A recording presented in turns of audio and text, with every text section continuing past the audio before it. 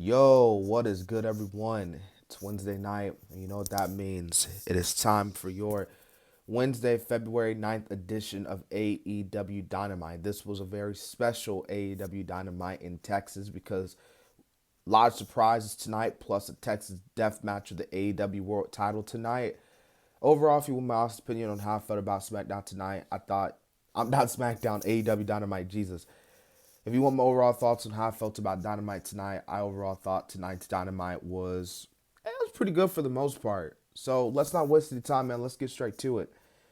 We kicked things off with MJF coming out. In the freaking throne, like the dude.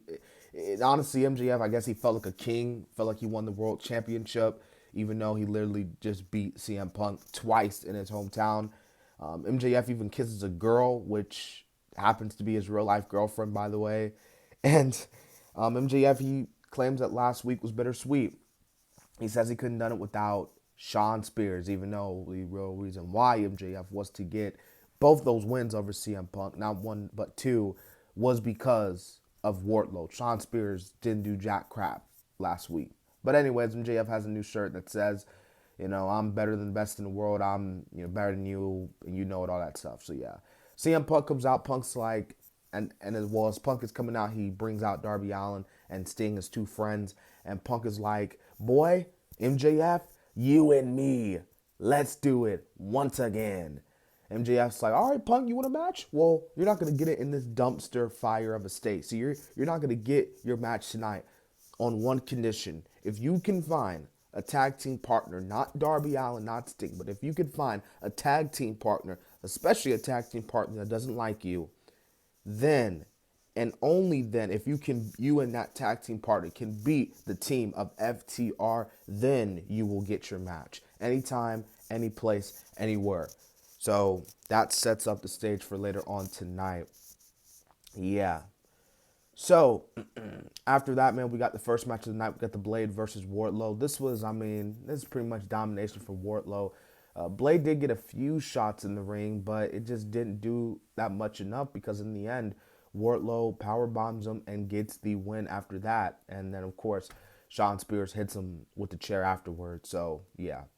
All right, next into that, man, we got another in-ring segment. We had the Inter Circle meeting. Chris Jericho, Sammy Guevara, Jake Hager, and proud and powerful Santana and Ortiz. And Santana and Ortiz, basically, to sum this whole promo up, Santana, who cut a really good promo here, by the way, was like, Jericho, the only reason why we're not at the level that we know we are at, the reason why we're not the AEW World Tag Team Champs right now is because of you. It's because of you, Jericho.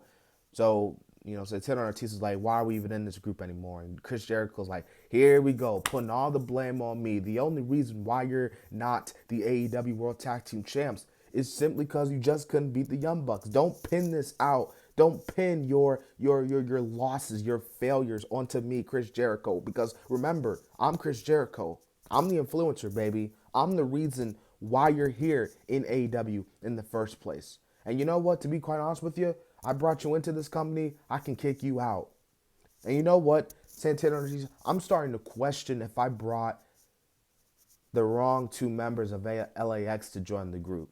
Who knows? Maybe I should ask Homicide and the others to join. And so LAX, of course, Santana Ortiz, Santana wasn't happy about that. Sammy was like, yo, guys, like, we're a family. And Jericho's like, shut up, Sammy. And then Sammy's like, you know what? I left this group before. And until you guys figure this crap out, then I'll leave again. He drops the jacket, walks away. Ortiz is like, boy, Eddie Kingston's been with us, man. He's our brother in arms and all that stuff. So let's do it, man. We don't do all this talking. We use our fists. So next week it will be Santana and Ortiz versus Jericho and Hager, and they will settle this crap. So yeah, really, really good segment. But backstage we get Rooney Poon Vice and Rocky Romero. They're 100% ready to go against the Bucks as they're going to be fighting on Rampage. And out of nowhere, who it is, not Adam Cole. Well, it is Adam Cole, but it's Mr. Jay White from New Japan Pro Wrestling. Jay White also recently just showed up in Impact. He's the Forbidden Door man. Of course, Tony Khan was like, "Hey yo, tonight you're gonna be seeing a debut, and you're gonna be seeing someone show up through the Forbidden Door." and that man is Jay White. So pretty cool to see Jay White show up tonight, and hopefully this leads to more Jay White, obviously. Now, Isaiah Cassidy versus who? Who? So who is the newest AEW signing? Everyone's been getting their predictions in, and just like I predicted, Keith Lee is the newest AEW signing. Keith Lee is All Elite with All Elite Wrestling. Really great signing by AEW. We all know how great Keith Lee is, and just really good overall. Who knows? Maybe Keith Lee might be the first AEW Black champion. Who knows? But yeah, man, I thought that this was a really good person for Keith Lee to face. Isaiah Cassidy really did good in a sense of selling towards Keith Lee. We saw Matt Hardy. Matt Hardy decided to jump the barricade and leave the show like Jeff Hardy leaving a live event. But in the end, Keith Lee gets the win, so that's the only thing that matters. So Keith Lee will be at Revolution.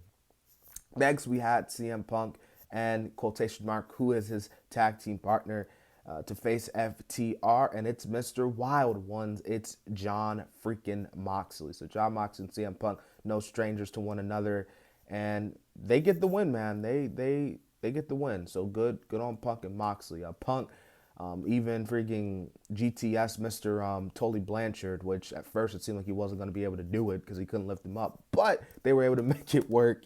And yeah, so good on Punk and them for making that work. But really good match. I thought this was probably one of the best matches on the show, if I'm being honest.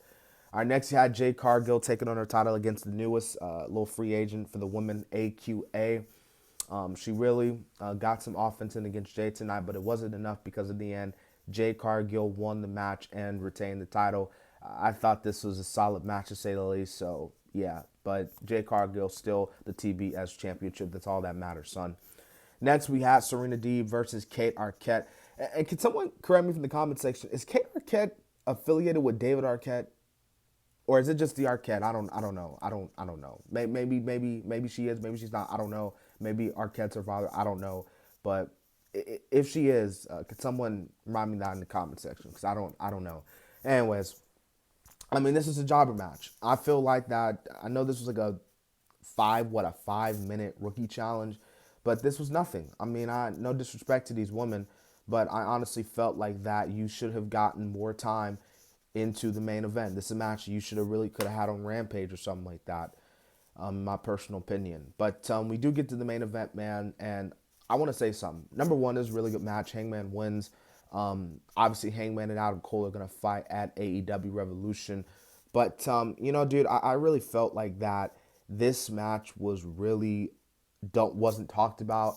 I really felt like that a lot of, obviously, the surprises tonight, with Keith Lee and Jay, it really kind of made a lot of people not really I'm not saying into the match, but a lot of people weren't talking about this main event of a show, if I'm being quite honest with you. And it's kind of sad because this is the world heavyweight champ, Hangman, and I don't want to see Hangman go down as just one of the guys who's just known for being a title chaser more than a title reign. Because if I'm being quite honest with you, his title reign's been kind of meh. It hasn't been like great. You know what I mean? Like Jericho, and I know, there's still more months to go. Like, we're like 3 months into this reign, but I don't know, man. I've kind of felt like that this match was kind of overlooked.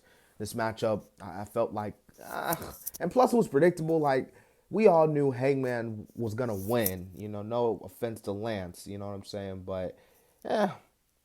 Anyways, so hope you guys enjoyed my review. And by the way, I'm not shitting on Hangman, by the way. Hank's cool, but it's just, I don't know. This match, I think the debuts kind of made people not really look into this match more. But anyways, I hope you guys enjoyed this AEW Dynamite review, man. Remember to subscribe to the channel, like for more content. This has been the Kid, DC Wrestling. And so, yeah.